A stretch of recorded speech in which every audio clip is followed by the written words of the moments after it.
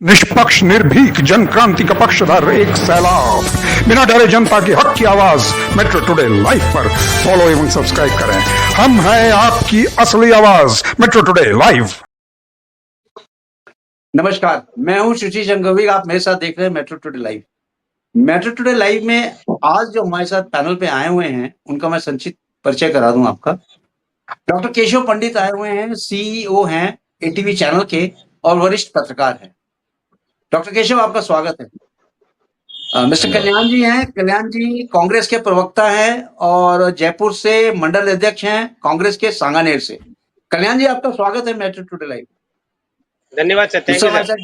इस हमारे साथ जुड़ी हुई हैं Vandana Tiwari ji. Vandana Tiwari ji national executive member हैं भाजपा की महिला मोर्चा की, chairman of Indian civil army and Vandana welfare organization की, नेशनल स्पीकर हैं गौ गीता गंगा रक्षा मंच की।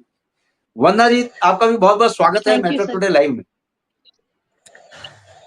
आज जैसा कि आप देखें कि शाहबुद्दीन साहब जो है, उन्होंने कुछ चीजें बताई हैं कि क्या हो रहा है। उन्होंने एक फतवा जारी कर दिया है, डीजे पे जो भी ठुमका लगाएगा, यानी शादी ब्याह में भी डीजे नहीं चलेगा मुसलमानों के घर में, न ही कोई समारोह होगा, हैप्पी बर्थडे वगैरह भी कुछ भी होगा, नहीं चलेगा।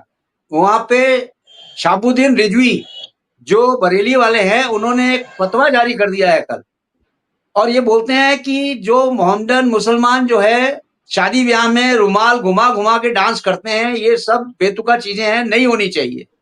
तो मैं ये पूछना चाहता हूँ डॉक्टर केशव पंडित से। डॉक्टर केशव पंडित, आप इस पे कुछ प्रकाश डालें। क्या ये फतवा ये लोग जारी करते हैं, इस पे होता भी है ऑन ग्राउंड के नहीं होता है ये काम? जी बहुत बहुत धन्यवाद कि आपने फतवा पर जो है आज प्रोग्राम रखा, और जो दर्शक हैं मेट्रो टुडे के, उनको भी जानने का अधिकार है कि क्या आखिर जो है फतवा है क्या। देखिए, फतवा को बहुत गंभीरता से लेना चाहिए, इसको हल्के में नहीं लेना चाहिए। आप याद करिए, फतवा को लेकर के ही कुछ दिन पहले भारतीय जनता पार्टी की एक प्रवक्ता ने एक कुछ कह दिया था, उसको लेकर के फतवा जारी हो गया था। एक फतवा जारी हुआ था जिसका खामियाजा राजस्थान ने भुगता, वो टेलर के रूप में, और उसकी हत्या कर दी। तो फतवा जो है उसको आप इतना जो है वैसे हल्के में न लीजिए, क्योंकि जब भी फतवा जारी होता है तब तब बहुत कुछ होता है। कमलेश तिवारी की हत्या से लेकर तमाम जो है ऐसे कांड हुए हैं जो फतवा के कारण ही हुए हैं। तो इस देश में तो फतवा पर जो है बैन हो जाना चाहिए, और फतवा पर जो है बैन नहीं हो पा रहा है। ये कहीं ना कहीं जो है जज साहब भी कुछ नहीं बोलते हैं, क्योंकि जब भी बात अगर फतवा की आएगी और कुरान की आएगी तो वो उस पर जो है मौन हो जाते हैं कि नहीं, ये तो मजहब का मामला है, हम इसमें नहीं बोलेंगे। हालांकि अब ऐसे लगता है कि जज साहब डर गए हों। मेरी आवाज आ रही है आपको? जी जी, बोले बोले। इसी फतवे पर हमारी एक कविता है जो मैंने खुद लिखी हुई थी, और आज से 3 साल पहले बहुत ज्यादा उस पर जो है विवाद भी हुआ था। और वो कविता मैं चाहूंगा कि आज आपके चैनल के माध्यम से हमारे दर्शकों तक फिर दोबारा जो है पहुंचे, और उस कविता के क्या मायने हैं, फतवा निकला कहाँ से है, जो उसकी कोख है, हम उसी का जो है आज वर्णन कर रहे हैं, और उसको जो सही नाम है वो भी उस पुस्तक को देने का प्रयास करूंगा। जी जी। वो शैतानी किताब है जिस पर कई सवाल जवाब मैं तुमसे पूछ रहा हूँ, मैं तुमसे पूछ रहा हूँ। वो शैतानी किताब है जिस पर कई सवाल जवाब मैं तुमसे पूछ रहा हूँ। जहां कर दो काफिर का खून जो भर दे नफरत का जुनून, ये लिखा कितना सही खराब मैं तुमसे पूछ रहा हूँ, मैं तुमसे पूछ रहा हूँ। सिखाए जो आतंक की राह करे माँ नबता को गुमराह, उसे हम देंगे कौन खिताब मैं तुमसे पूछ रहा हूँ। वो शैतानी किताब है जिस पर कई सवाल जवाब मैं तुमसे पूछ रहा हूँ, मैं तुमसे पूछ रहा हूँ। बंद कर दे जीवों की हत्या, जहां हम करें सभी पर दया, न सड़कों पर हो पूजा नमाज। मैं तुमसे पूछ रहा हूँ, मैं तुमसे पूछ रहा हूँ, जहां ना हो गजबाए हिंद, करो घूंघट हिजाब प्रतिबंध, न चेहरों पर हो कोई नकाब। मैं तुमसे पूछ रहा हूँ, मैं तुमसे पूछ रहा हूँ, न मुस्लिम बैर बढ़ाएं, न हिंदू लड़ने जाएं, क्या कर दें इनकलाब। मैं तुमसे पूछ रहा हूँ, मैं तुमसे पूछ रहा हूँ। धर्म के बल है धर्म तक ठीक, पढ़ाएं गुरु मौलाना सीख, वो देखे विश्व गुरु का ख्वाब। मैं तुमसे पूछ रहा हूँ, वो शैतानी किताब है जिस पर कई सवाल जवाब। मैं तुमसे पूछ रहा हूँ, मैं तुमसे पूछ रहा हूँ। मैंने जिस पुस्तक को शैतानी किताब कहा है, वो देश में जब तक दुनिया में रहेगी उस शैतानी किताब से इस तरह के फतवे जारी होते रहेंगे। और वो साफ लिखा है, कोई उसमें माफी नामा नहीं हमारी तरफ से। कब तक? क्योंकि बहिष्कार करने की परंपरा हमारे यहाँ भी है। अगर हम जो है बर्मा म्यांमार की तरह उतरेंगे, उस दिन हम बॉर्डर के पार छोड़ के आएंगे।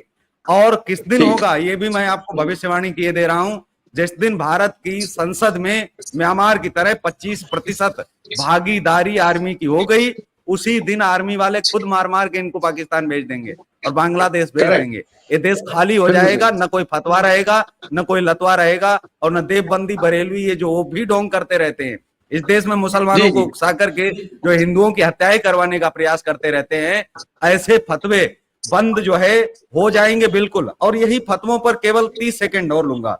ये फतवे की बात करते हैं, कौन सा फतवा?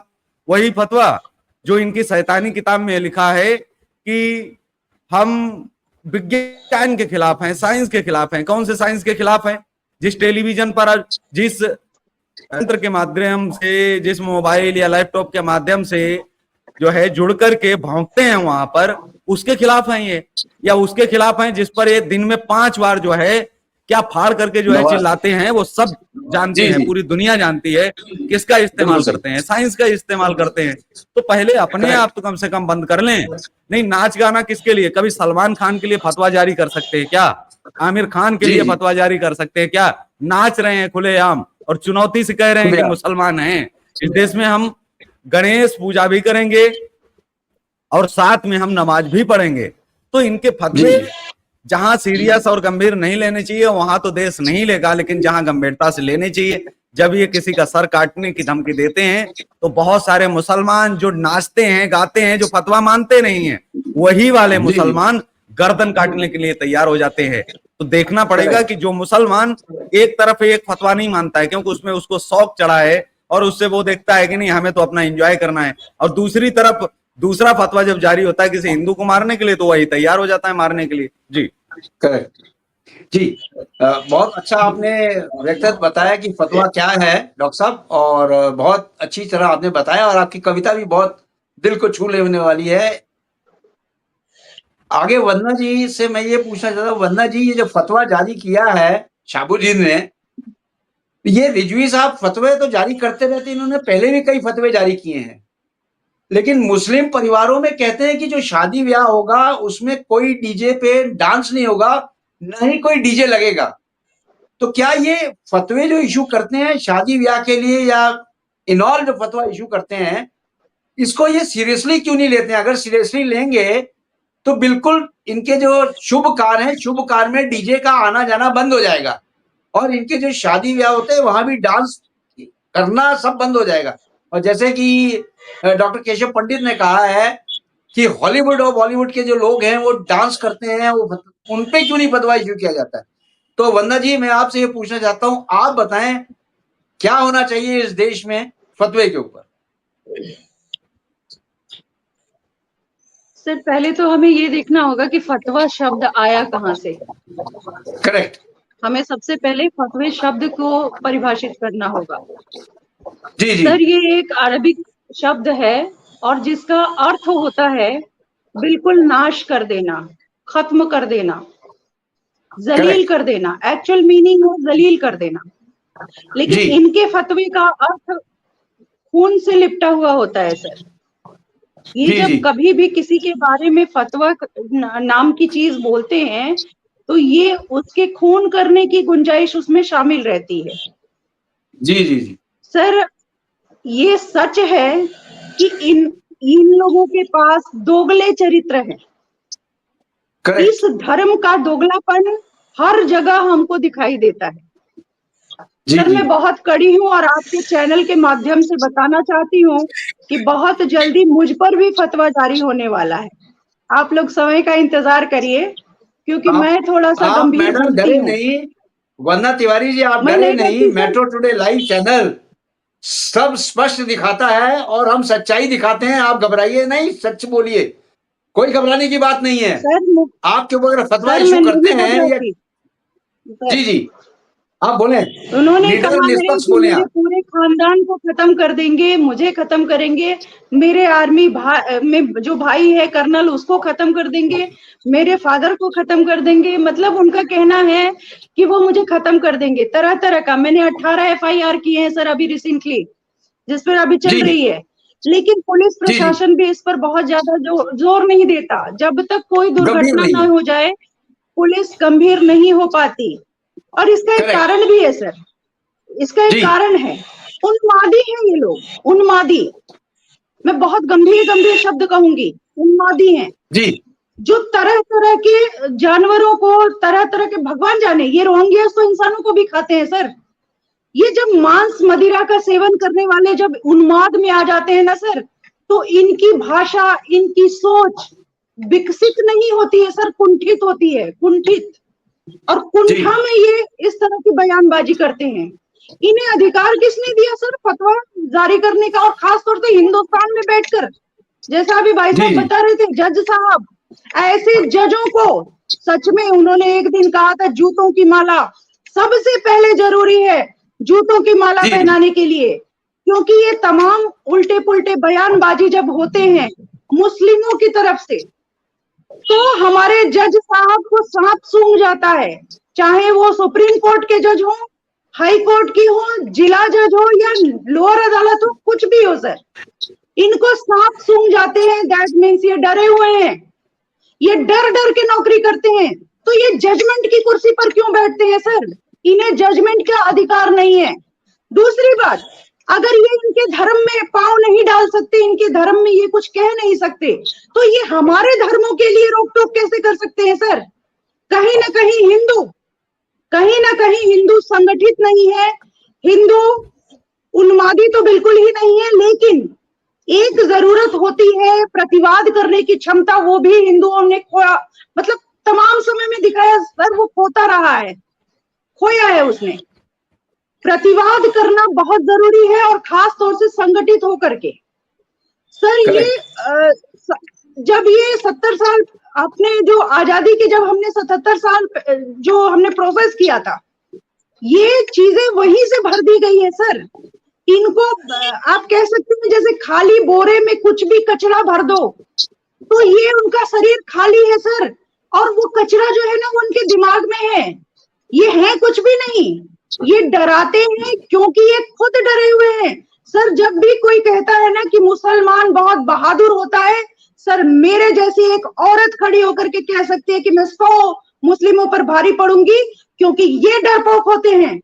इनका सिर्फ होता है मजहबी, वो जो 5 बार ये जो नमाज करते हैं ना, नमाज के नाम पे ये लोगों के अंदर जो गंदगी फैलाते हैं, लोगों के अंदर जो उन्माद फैलाते हैं, जिसका जो मन में आया, लोगों के दूसरे धर्म के लिए जो जिस तरह की भावना प्रकट करते हैं, या ये कहते हैं कि दूसरे धर्म को मानने वाले लोग जीवित रहने के अधिकारी नहीं है।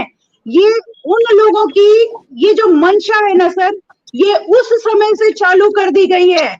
ये तमाम गांधी, नेहरू और उस तरफ से जो ये परंपरा चली आई सर, कि इनके धर्म में छेड़छाड़ नहीं करनी है, भले हिंदू अपने आप को बड़प्पन दिखा करके अपना सारा चीज वो खो दे, लुट जाए, पिट जाए, वो किसी से ना बोले, उसको ये अधिकार नहीं मिला, हिंदुओं को आज तक नहीं मिला।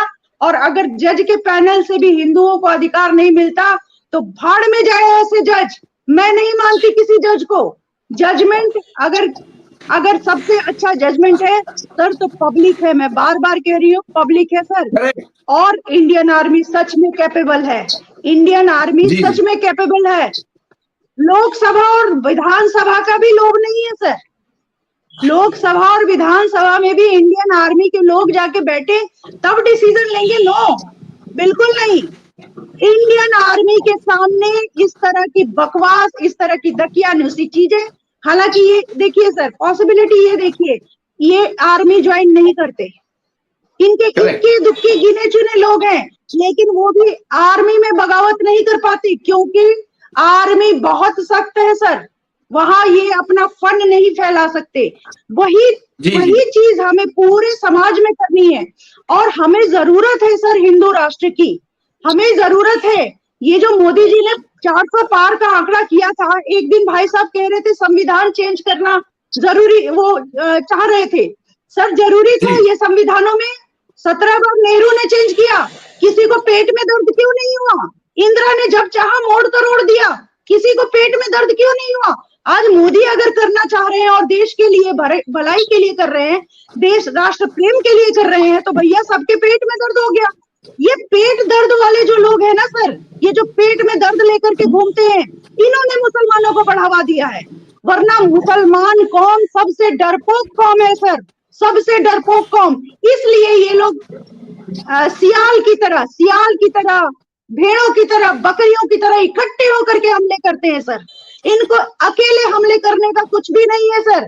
जैसे हम में से कोई अगर हिंदू, मैं कहती हूँ परशुराम के वंशज, एक हिंदू अगर ठान गया तो 10 पे भारी पड़ जाता है सर, क्योंकि उसके अंदर वो बाल है, वो शक्ति है। लेकिन एक मुसलमान 100 लोगों पर भारी नहीं पड़ता। आप देखिएगा सर, तमाम वीडियो आ रहे हैं, जहां ये घेरे जाते हैं ना सर, वहां इनकी दशा बहुत हवा निकल चुकी होती है, हाथ जोड़ते हैं, पैर जोड़ते हैं, अपनी जान की भीख मांगते हैं।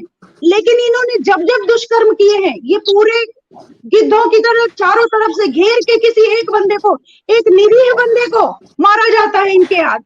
सर इनका कौम सबसे बड़ा डरपोक कौम है। और भारत में सर, भारत में अभिव्यक्ति की आजादी के नाम पर ये जो चल रहा है ना, इसे बहुत जल्दी बंद करना चाहिए। एक मिनट आ जाइए भैया, दे दो वो चाय उसमें देख लो जी। अभिव्यक्ति के नाम, आजादी के नाम पे ये जो जिस तरह का चल रहा है, ये अभिव्यक्ति की आजादी नहीं हो सकती सर। राष्ट्र से ऊपर कभी भी किसी की अभिव्यक्ति की आजादी होनी ही नहीं चाहिए, नहीं हो सकती। देश से ऊपर अभिव्यक्ति की आजादी होनी ही नहीं चाहिए। पंगु हो गए हैं सर, सब पंगु हो गए हैं, इनके हाथ पैर कट चुके हैं। और हमारे देश में जिस दिन इन्होंने पहली बार फतवा जारी किया होगा, कहा होगा कि हमारा शरिया चलेगा, अगर उसी दिन इन्हें थप्पड़ पड़ गया होता, इन्हें ये बता दिया गया होता कि हमारा संविधान, हमारा कानून एक रहेगा, उस दिन के बाद से ये सर नहीं उठा पाते सर। ये अभी भी जहां कम रहते हैं, कम तादाद में होते हैं, अल्प होते हैं, ये आवाज नहीं उठाते। बड़े बहुत मीठे खीर समान होते हैं, लेकिन बहुसंख्यक होने की अवस्था में सर ये अच्छे लोग नहीं है। मैं तो इन्हें तुलना ही नहीं करती कि ये मनुष्य की श्रेणी में है, क्योंकि सर इनका धर्म ग्रंथ है, इनका सारा कुछ गलत है। ये जिस अल्लाह को मानते हैं सर, उस अल्लाह ने अपनी बेटी के साथ शादी की है। क्या दिखाना चाहते हो भैया? नूपुर शर्मा का फतवा जारी करोगे? तुम्हारी औकात नहीं है। हम जैसी माएं जो पैदा करके तुम जैसे लोगों को लाई हैं, तुम्हारी भी कोई माँ होगी। हम कह रहे हैं एक बार औरतों से सामना कर लो, जितने लोग हैं कम से कम मुझसे आकर के सामना कर लो। मुझे अपना गला कटने का डर नहीं है सर, लेकिन मेरे एक गला और मेरी 2 बूंद खून से अगर मैं हजारों की संख्या में हिंदुओं को जगा पाऊं तो मैं मरने के लिए आज बिल्कुल तैयार बैठी हूं, मगर मैं यूं खाली मौत नहीं मरूंगी सर। मैं कह रही हूं अल्लाह मल्ला क्या है भैया? ये अल्लाह बने कैसा ये धर्म है सर, जो कि अपनी बेटी से इजाजत देता है शादी करने की, अपनी बहन से इजाजत देता है शादी करने की। मतलब रिश्तों का कोई मोल ही नहीं रहा। तो ऐसे धर्म को मान करके हम क्या करेंगे सर? हम कहाँ जाएंगे? हम किस जगह जा रहे हैं? और भारत में इस चीज की आजादी दिया जा रहा है, ये चीज जी, ठीक जी। नहीं है सर। अब भी जागना पड़ेगा। और 400 पार अगर हो गया होता ना सर, तो सचमुच एक गृह युद्ध होता, जिसको संभालने के लिए हमारी आर्मी बैठी हुई है सर, और हमारे आर्मी के जैसे परिवार के लोग भी बैठे हुए हैं। हम संभालते गृह युद्ध। लेकिन एक बार जरूरी है सर कि अपने राष्ट्र को हिंदू राष्ट्र घोषित किया जाए। तमाम कंट्रियों में ये गए हैं, इन्होंने 156 देश बना लिए सर। एक हिंदू जी, जी। राष्ट्र तो होना चाहिए सर, इस पर जी, जी। विचार करना चाहिए। और मुझे लगता है सारी पार्टियों को अपनी गलतियों से सीख कर आज साथ देना चाहिए, ताकि मोदी जी इस बड़े काम को मुकाम तक ला सके। Thank you sir. करेक्ट। आपके जज्बातों की कदर करता हूं मैडम, और बहुत अच्छा आपने बताया फतवा क्या है, फतवा क्यों इशू करते हैं, क्यों नहीं करना चाहिए। कल्याण जी, आपको कुछ फतवा पे बोलना है या आप फतवा के साथ हैं? कल्याण जी, आपको मेरी आवाज आ रही है? कल्याण जी, आपको आवाज आ रही है मेरी? लगता है कल्याण जी का आवाज नहीं आ रही है। डॉक्टर केशव, जी, आप टेक ओवर कर लें। जी कल्याण जी, सुन आवाज रहा आ हूँ रही सर, है? आ रही है आवाज, आ रही है सर। तो आप आ रही बोल रहे आ रही हैं कि है। आप फतवा के साथ हैं क्या? आप आपकी मौन स्वीकृति ये मैं देती है कि आप कोई फतवा के साथ हैं? मैंने जी मैंने बोले, कब मौन स्वीकृति कर सर? मैंने कोई मौन आप स्वीकृति नहीं बोले, करी। मैं फतवा के जवाब साथ नहीं दीजिए। हूँ। जी जी, मैं बोल रहा हूँ सर, मेरी आवाज आ रही है आपको? हाँ बोलिए आ रही है बोलिए। ना मेरी आवाज? मैं कह रहा हूँ मैं जी जी, फतवे के बोलिए साथ बोलिए। हूँ। मैं फतवे के साथ हूँ। और फतवा जो है जिस गवर्नमेंट के टाइम पर जब हो रहा है, वो गवर्नमेंट की लाचारी है। हमारी गवर्नमेंट या हमारा प्रशासन या हमारे न्यायाधीश जो भी है,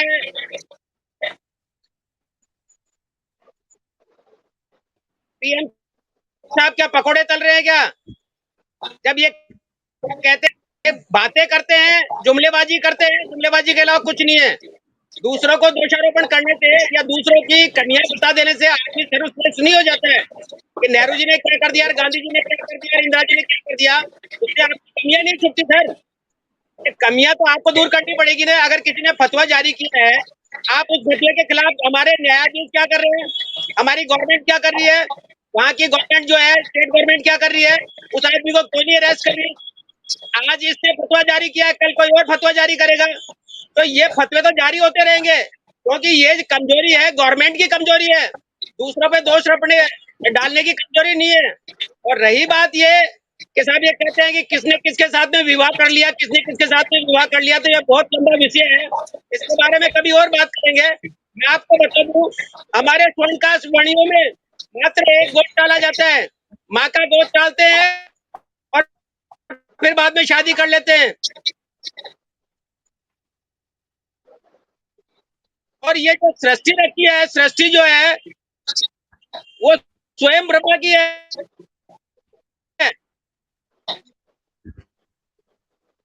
और कल्याण जी, आपका ब्रह्मा जी ने ऑडियो अपनी क्लियर बेटी नहीं से है। शादी करके 7 ऋषियों को पैदा किया है।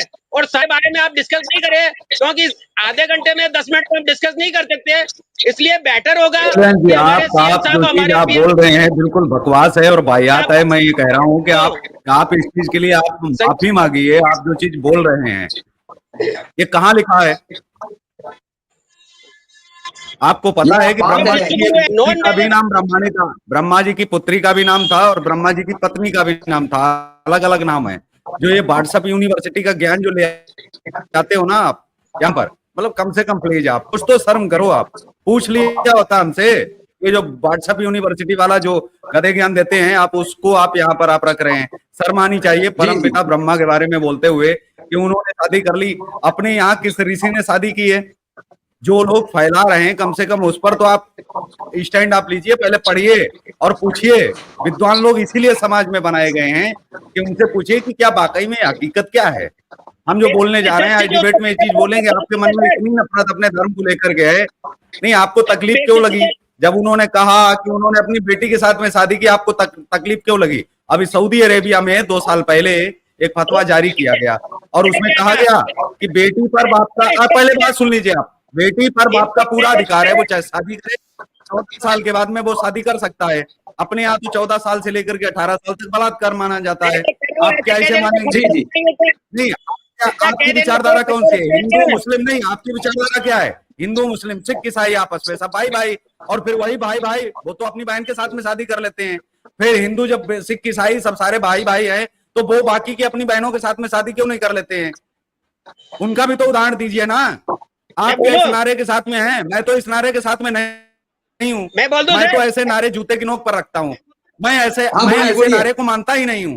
वो लोग अपनी बहनों के कल्याण साथ जी, में बोलिए। शादी करते हैं, और इसको लेकर के कई मौलानाओं के, और मौलानाओं को नहीं, आप छोड़िए, कुरान का बहुत एक आयत का मैं बता रहा हूँ। कुरान में औरतों को कहा गया है, आप सुन लीजिए ना, थोड़ा सा आप सुन लीजिए, आप ध्यान में आप रख लीजिए। मुस्लिम विरोधी नहीं हूं मैं। आप इसको नहीं, आप क्या बोल रहे हैं मुझे नहीं समझ में आ रहा है, लेकिन सुन लीजिए, मेरी आवाज आ रही होगी। औरतों को खेती कहा गया है, और हमारे यहाँ देवी कहा गया है। अभी आप ब्रह्मा जी का और ऋषियों का आप जो ज्ञान दे रहे थे ना, तो खेतियां हैं क्या औरतें? आप बताइए। जो लोग मुसलमानों को अपना भाई मानते हैं, कट्टर मुसलमानों को, नमाजी मुसलमानों को, तो उनके घर में खेतियां पैदा होती होंगी, बेटियां तो पैदा नहीं होती होंगी। मैं इस बात से सहमत हूं, और ताल ठोक के कहता हूं, जब वो खेतियां मान रहे हैं तो आप भी मानते होंगे, उसमें समस्या कहां है? लेकिन आप जो भी चीज हिंदू धर्म के खिलाफ कहें, सोच समझ के कहें, क्योंकि उस पर हम डिबेट करेंगे इसी चैनल पर, जाने नहीं देंगे आपको, क्योंकि हम यहाँ पर कोट करेंगे भी, और वो आपको पुस्तक भी दिखानी पड़ेगी, आपको वो ऋचा भी बतानी पड़ेगी कहाँ पर लिखा है, चाहे वेद की बात करें या फिर आप किसी भी, उस पुस्तक का सोर्स आपको बताना पड़ेगा। जी बता दूंगा, बोलिए बोलिए। मैं बता दूंगा, आप उसकी टेंशन न करें सर। आप या तो पढ़ लीजिएगा कि नहीं, आप सोर्स बताएंगे ना। मैं अगर ये कह रहा हूँ कि मैं कुरान का सोर्स दे रहा हूँ, मैं कुरान का सोर्स दे रहा हूँ कि जहां पर लिखा है कि जो कुरान नहीं पढ़ता है उसको मार दीजिए, मार डालिए, काट डालिए, खत्म कर दीजिए, परिवार सहित जला डालिए, साफ लिखा है, ठीक है। और मुझे आप बताएंगे तो मैं आया संख्या से लेकर के मैं सारा कुछ अभी के अभी आपको बताने के लिए भी तैयार हूँ। जी, इस पर आप स्टडी भी कर सकते हैं, लेकिन आप जो कुरान है कितनी पुरानी? हिंदू धर्म से पुरानी है कुरान, सनातन धर्म से पुरानी है कुरान। कुरान ये रिसेंटली तो आप मुसलमान से कहेंगे तो आपके खिलाफ फतवा करवा लेंगे खामखा कल्याण साहब। आपकी पूरी पार्टी मुसलमानों का संरक्षण करती है, और आप अकेले अपने खिलाफ फतवा करवा लेंगे। आप अपने खिलाफ फतवा करवा लेंगे, मुझे बहुत डर है, मुझे आपकी चिंता है। कल्याण जी 1 मिनट, वंदना जी कुछ बोल रही हैं। कल्याण जी और डॉक्टर साहब 1 मिनट, वंदना जी कुछ बोल रही हैं, बोलिए वंदना आप जी। जिस जमीन पे हैं, आप जिस सरजमीन पे हैं, कल्याण भाई साहब, आप जिस जमीन पे हैं, अभी जिस सरजमीन पे हैं, राजस्थान, सर भाई बहन की राखी का मोल आपसे ज्यादा इतिहास नहीं कोई जान सकता। आपको इस गरिमा का ध्यान रखना चाहिए सर। बहन बहन ही होती है, बहन बीवी नहीं बनाई जा सकती। बेटी बेटी होती है, बेटी को बीवी बनाने का जरिया नहीं हो सकता। सर कुछ चीजें हैं जो तंत्र हैं, जो गलत है उसे गलत कहना सीखिए। आप जो कह रहे हैं हमारे धर्म को, आप इक्विवेलेंट एक लोफर के साथ मिला रहे हैं। मैं कह रही हूँ मोहम्मद एक लोफर था।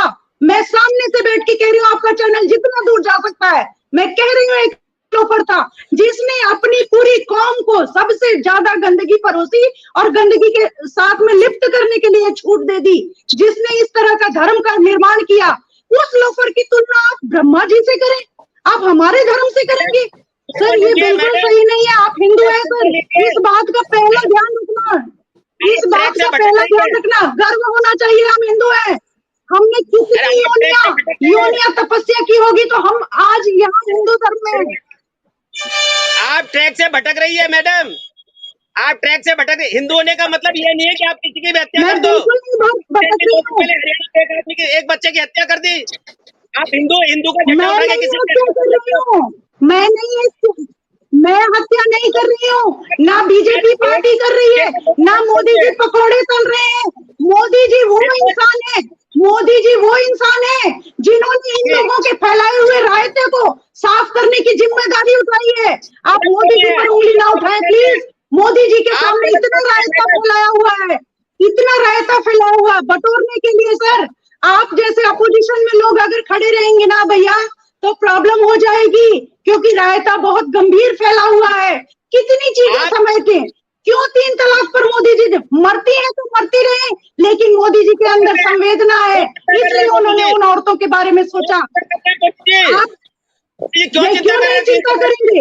एक मनुष्य क्यों है, चिंता मनुष्य की करेंगे? चिंता करनी चाहिए। मोदी जी फिर का वही- ये दायित्व बनता है, अगर वो उस कुर्सी पर बैठे हैं तो उन्हें सबकी चिंता करनी चाहिए, और वो कर रहे हैं सर, वो कर रहे हैं सर। इतना आप फैला सब चुके हैं कैसे आप कर रहे लोग। हैं? प्लीज भैया, इस मामले में मैं समर्थन नहीं दूंगी।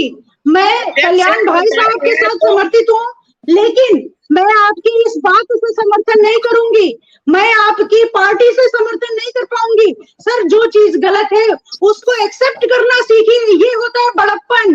अगर मुझसे कोई भूल हो जाए, मैं हाथ जोड़ माफी मांग लूं, भाई मेरी भूल हो गई, भैया आप संभाल लो, भैया आप संभाल लो, भैया आप संभाल लो, ये होता है बड़प्पन सर। किसी को अच्छा कार्य करने के टाइम पैर खींचना समर्थन नहीं आप सर। चाहती है कि कांग्रेस जी माफी भाई। मांगे? तो आपके जी राज में बोलिए। जा रही हो और मोदी जी बैठ के पकोड़े तले और कांग्रेस माफी मांगे, आप ये चाहती हैं क्या? भाई फतवा कांग्रेस में फिलहाल ये तो पढ़े लिखे कांग्रेस माफी भी ना मांगे, लेकिन कल्याण जी, नहीं, मैं नहीं चाहती, मैं नहीं चाहती। सुनिए, यह आत्मज्ञान अंदर में होता है, कांग्रेस माफी मत मांगे, लेकिन जब मोदी जी कुछ अच्छा कर रहे हैं तो उसे करने से मत रोकें। इतना तो कर सकते हैं आप लोग इतना तो फतवे कर को सकते अच्छा हैं। मानती है? फतवे को अच्छा मानती है क्या? ये अच्छा हो रहा है, ये फतवे को अच्छा मैं नहीं मानती है? मानती, इसीलिए तो कह रही है सर, किसको अधिकार मिला है किसी और को मार देने का? आप किसी को जन्म नहीं दे सकते तो मारने का अधिकार किसने दिया? मैं खुद गवर्नमेंट फतवे उसके के खिलाफ हूँ सर, बात तो वही हो रही है, बात वही गवर्नमेंट हो क्यों रही है नहीं? सर। लेकिन आप आज की गवर्नमेंट को दोष नहीं दे सकते सर, ये रायता बहुत फैल चुका है और उसको समेटने में टाइम लगेगा, ये नेहरू लगेगा जी को सर। दोष कल्याण दे जी, सकते हो, इंदिरा गांधी को दोष दे कल्याण सकते जी हो, और वंदना जी, संविधान में कल्याण जी, कितना बार वंदना चेंज जी किया सुन सर, लें। प्लीज पढ़ लीजिए, कल्याण जी, पढ़ लीजिए, कल्याण जी, नीरू एक जी बात को सुनिए चेंज किया आप। है। जो उदयपुर में कन्हैया लाल का मर्डर हुआ था, वो जी। मर्डर के आरोपियों को आज बरी कर दिया गया है। वो जी। मर्डर हुआ था कांग्रेस के राज में, जब कांग्रेस की राज थी यहाँ पे राजस्थान में, तब मर्डर हुआ था। यानी कि जी। सारे तत्व मिटा दिए गए थे। यहां तक सीसीटीवी में ये नहीं आ रहा है कि कन्हैया लाल के पास जाके मर्डर किया गया। इस तथ्य पे जज ने उसको बरी कर दिया। इसमें बोले आप। आप फिर देखिए कि आप फिर तथ्य को मरोड़ रहे हैं। अगर सारे तथ्य हाँ। मिटा दिए गए होते तो वो आदमी अरेस्ट नहीं होता। उसको अरेस्ट किया जी। कांग्रेस गवर्नमेंट ने और छुड़वाया आप लोगों हाँ ने। सर, सरकारी दामाद बना लिया, अरेस्ट करने के बाद सरकारी वो आप दामाद बना सीसीटीवी लिया। में बता रहे हैं कि है ही नहीं। आप ये आप क्या बोल रहे हैं? कल्याण जी, आप क्या क्या बोल बोल रहे रहे हैं हैं? आप? कल्याण अरेस्ट तो भैया, आपको भी किया मैं जा सकता आपसे है, किसी भी गुजारिश केस कर रही में। हूँ, मैं आपसे हाथ जोड़कर गुजारिश कर रही हूँ, कम से कम आप हमेशा सत्य के साथ रहे हैं, आप सत्य के साथ रहिए। अच्छा ठीक है, आपके बीच में मैं भी बैठ रही हूँ, मैं आपकी एक बहन हूँ। अगर कल को मेरा गला काट दिया जाता है, उसके बाद आप कम से कम आपका विचार बदलेगा? आप बताइए, मेरे ऊपर फतवा जारी होने वाला है तो मेरा गला काट दिया जाएगा तो आप नम्र हो जाएंगे, आप सही को सही कहेंगे, तो मैं जान देने के लिए तैयार हूँ भैया। भैया कह दिया है ना मुंह से, तो मैं भैया ही मान गई आपको। मैडम, जो तथ्य है ना जिसके बारे में डिबेट हो रही है, मैं जानता हूँ कि फतवा सही है क्या? फतवा सही किया है क्या बिल्कुल नहीं उसने? है, फिर फतवा गवर्नमेंट बिल्कुल सही नहीं है। डॉक्टर केशव भाई ने भी फतवा का गलत ही बताया, मैंने भी गलत ही बताया, चैनल भी गलत बता रहा है, आप भी गलत बताएं। फतवे में गांधी जी, नेहरू जी और इंदिरा कहाँ से आ गई? फिर इस फतवे में एक नेहरू जी, मिनट, गांधी जी कहाँ से आ गए? नहीं, बिल्कुल बिल्कुल जब इंदिरा गांधी शरिया आ गई। लागू मैं बता हुआ, देता हूँ। जब शरिया मैं- लागू मैं- हुआ, जब शरिया मैं- लागू हुआ, आपके गांधी मैं- जी, आपके नेहरू जी, आपकी इंदिरा जी चुप क्यों थी? जब शरिया बनाया जा रहा था, बड़ी बड़ी चीजें इनके ऊपर वक्फ बोर्ड और दुनिया भर की चीजें इनके लिए लादी जा रही थी, तब कहाँ थे सब लोग? उस समय आपने उसको बढ़ावा दिया, आपने उसको बढ़ावा दिया, आपने जब बढ़ावा दिया और आज आप बोल रहे हैं आपको उम्मीद है कि सारा कुछ मोदी जी नहीं अगर ठीक कर रहे हैं तो वो पकौड़े तल रहे हैं। भैया ये संवाद नहीं अच्छा लगता। हमारे देश के प्राइम मिनिस्टर है और गर्वित कह रही हूँ, एक हिंदू प्राइम मिनिस्टर है सर, एक हिंदू प्राइम मिनिस्टर है। मैं कह रही हूँ सर, मैं दावे के साथ कह रही हूँ, वो व्यक्ति पूरे राष्ट्र धर्म के साथ में अपने आप को समर्पित किया हुआ है सर। ऐसा प्रधानमंत्री न मिला है न मिलेगा सर। मैं कह रही हूँ आपको, इस चीज को आप मान के देखिए। आप लोग प्लीज सहयोग करिए, आप बाधा मत बनिए, वो कर लेंगे, वो सब कर लेंगे ठीक, लेकिन आप लोग सिर्फ सहयोग करिए। माफी भी मत मांगिए, मत करिए, जो हो गया सो हो गया, इतिहास में नहीं जाना, प्रेजेंट को संभालना है, भविष्य को देखना है, इस पर तो आप लोग समर्थन करिए। बहुत जी, ज्यादा जी। बोलने से आवाज की दबती देखिए नहीं है। मैं इस पर 2 मिनट चाहूंगा। बेटर जी, जरूरी है जी। क्या? कल्याण जी, कल्याण जी, वंदना जी एक मिनट, कल्याण जी आप कल्याण जी, वंदना जी एक मिनट, के डॉक्टर हिस्ट्री केशव को कुछ बोल लेकर रहे हैं। के मैं बोलिए बोलिए हिस्ट्री को बोलिए। लेकर के ही बातचीत करूंगा।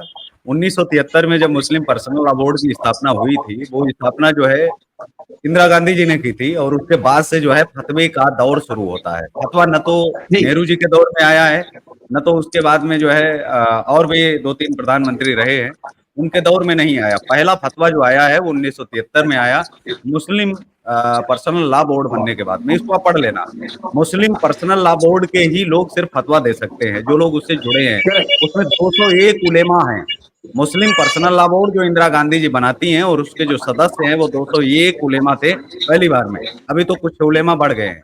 और जब भी कोई फतवा जारी करता है वो मुस्लिम पर्सनल लॉ बोर्ड का सदस्य ही होता है। तो मतलब है कि करेक्ट। इंदिरा गांधी के द्वारा बनाया हुआ संस्थान, जिसकी वो संस्थापिका थी, और उन्हीं के जी। संस्थान के जो जो आजकल के जो लफंगे हैं, 200-300 जो उसमें लफंगे काम करते हैं, वो जो है फतवा जारी करने का काम करते हैं।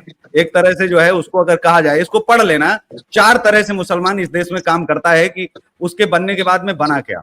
मैं आपको बताता हूं, मुस्लिम पर्सनल लॉ बोर्ड के प्रमुख मकसद क्या है। पहला, भारत में मुस्लिम पर्सनल लॉ की रक्षा करना और शरीयत को लागू करना। राज्य या केंद्र की विधायिका की ओर से पारित ऐसे कानून जो सीधे तौर पर या किसी भी तरह से मुस्लिम पर्सनल लॉ में दखल देते हों, उसका विरोध करना। ये देखना कि भारतीय मुस्लिमों को इन कानून के दायरे में बाहर रखा जाए, बाहर हर तरह से।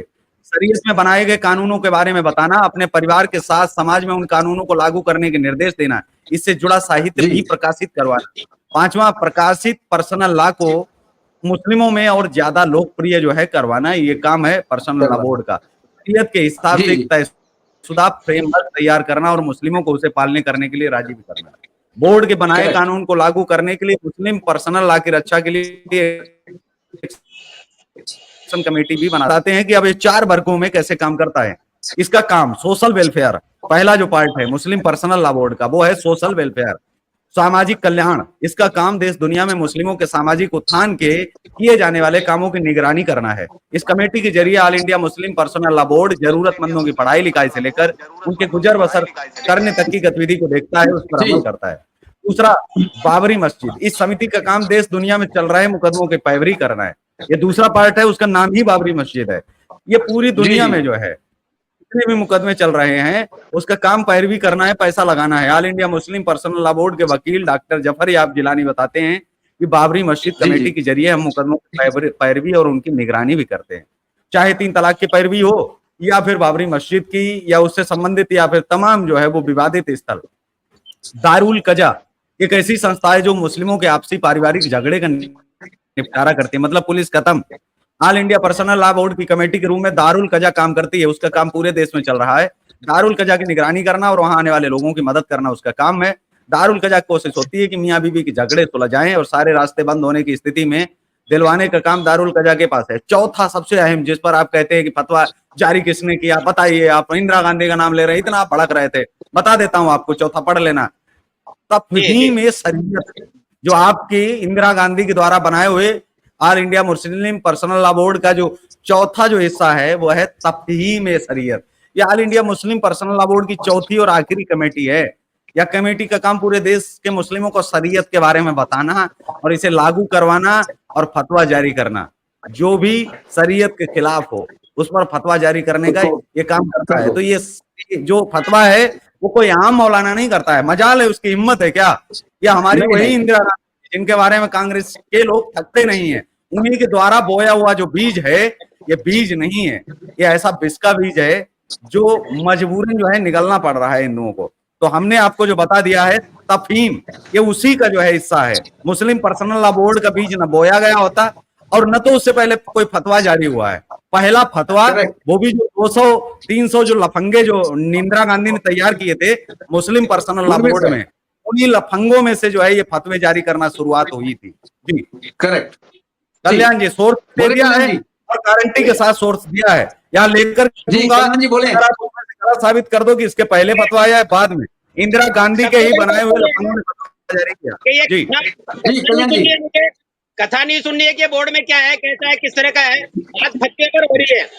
अब साहब बता रहे हैं कि क्या काम है, किस तरह से होता है, कैसा होता है। तो ये एक बहुत लंबा प्रोसीजर है, ये जानते हैं इसलिए बता रहे हैं। पर्सनल लॉ बोर्ड में ये कह रहा हूँ कि जब फतवा इंदिरा गांधी के टाइम पे जारी हुआ था या इंदिरा गांधी ने लागू किया था, तो अब तक क्या कर रहे हैं ये 15 साल में? 2014 से पहले इस्लाम खतरे में था बिल्कुल। और जब 2014 के मुस्लिम बाद में पर्सनल लॉ, जी उसी पे उस पर भी आता हूँ। मुस्लिम पर्सनल लॉ बोर्ड को हटाने के लिए 400 मेंबरों की जरूरत है। कांग्रेस के एक मिनट को बोल दीजिए डॉक्टर केशव। नहीं 400 नहीं अभी कहा जा रहा है ना कि सरकार क्या कर रही थी। सरकार को कानून हटाने के लिए 400 सदस्यों की आवश्यकता है। जो सदस्य भारतीय जनता पार्टी के पास कम हो रहे हैं, वो वाले सदस्य कांग्रेस के बाकी के सदस्य समर्थन करें कि मुस्लिम पर्सनल लॉ बोर्ड हटेगा तो सब सुपड़ा साफ हो जाएगा। जितने भी लफंगों का प्रतिनिधित्व करता है वो सब पूरा जो है ग्रुप ही हट जाएगा।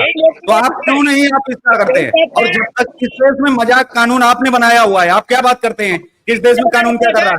लफंगों का प्रतिनिधित्व अगर मुस्लिम पर्सनल लॉ बोर्ड करेगा, कानून है इस देश में जो बना हुआ है, उसको हटाने के लिए लोगों की जरूरत पड़ती है, गिनती की जरूरत पड़ती है। वो गिनती भारतीय जनता पार्टी के पास नहीं है और वो रोक नहीं सकते हैं, क्योंकि अगर वो रोकने का प्रयास करेंगे, थोड़ा सा किया था तो तुरंत सुप्रीम आ गए। या सुप्रीम आदेश जारी हो जाता है, क्या बुलडोजर कैसे चलाएंगे? अब मुस्लिम पर्सनल लॉ को कैसे छुएंगे? कैसे दुखती रख पर जो है उनके पूंछ पर पैर रख दिया मोदी जी ने। तो बात ये है ना कि आप समर्थन करिए और ये टोली हट जाएगी ये फतवे वालों की। आप तो फतवे के खिलाफ हैं और फतवा गैंग के भी खिलाफ हैं। ये गैंग समाप्त हो जाएगा। मैं तो कह रहा हूं कि आप मनाइए, कम से कम कांग्रेस के कुछ विधायकों को कहिए कि इस बार जो है समर्थन कर दें। सुपड़ा ही साफ, न रहेगा फतवा न रहेगा गैंग। जी किसका कर दे समर्थन? गलत का समर्थन कोई नहीं करता। गलत का समर्थन कोई नहीं करता है। सही होगा तो समर्थन होगा। अगर देश हित में होगा तो समर्थन होगा। अगर पार्टी हित में होगा मुस्लिम तो पर्सनल लॉ बोर्ड देश हित में बना है। नहीं, मुस्लिम पर्सनल लॉ बोर्ड देश हित में बना है। मुस्लिम पर्सनल लॉ बोर्ड बना है, हिंदू पर्सनल लॉ बोर्ड क्यों नहीं है? नहीं, देश के अंदर मुस्लिम पर्सनल लॉ बोर्ड है तो हिंदू पर्सनल लॉ बोर्ड क्यों नहीं है? चलो आप ये जवाब दीजिए ना, हिंदू पर्सनल लॉ बोर्ड क्यों नहीं है देश के अंदर? मुस्लिम पर्सनल लॉ बोर्ड का क्या काम है? ये तो देवस्थान विभाग क्या है आपका? देवस्थान विभाग के मुस्लिम बारे में सुना पर्सनल है लॉ बोर्ड, आपने? मैंने कहा कि विभाग सुना है आपने? बिल्कुल सुना है। देवस्थान विभाग सुना है आपने? बहुत सारे विभाग हैं इस देश में। देवस्थान विभाग क्या चीज है? नहीं, वो क्या चीज है बताइए मुझे। नहीं, आप जो देवस्थान वाला जो लेके आ रहे हैं, देखिए यहाँ पर विवाद अगर देखिए एक आपके जो अजमेर शरीफ से जुड़ा हुआ जो बिल है वो भी अलग किया हुआ है। मैं आपसे कह रहा हूँ कि बहुत सारे उसको मुस्लिम पर्सनल लॉ बोर्ड में क्यों नहीं रखा? देवस्थान विभाग किसको कहते हैं? हिंदुओं के लिए आप बताइए, देवस्थान आप बताएं। नहीं, किस चीज को कहते हैं देवस्थान विभाग? नहीं, आप बताइए ना। देवस्थान हमारे, आप देवस्थान विवाद आप बताएं ना। नहीं, मैं जो 1994 का आप हवाला देना चाह रहे हैं, आप बताएं। नहीं, आप बताएं, मैं आपसे सुनना चाहता हूँ। मैं तो आपसे कह रहा हूँ कि आप बताएं ना। आप बताइए ना। आप यहाँ पर केवल खिलाते रहेंगे, पूछते रहेंगे, आप बताएंगे। कल्याण जी और डॉक्टर केशव पंडित, समय मेरे पास इतना ही था। आप लोग का बहुत बहुत धन्यवाद। Thank you very much. जय हिंद, जय भारत। समय मेरे पास इतना ही था। Thank you very much. जय हिंद, जय भारत।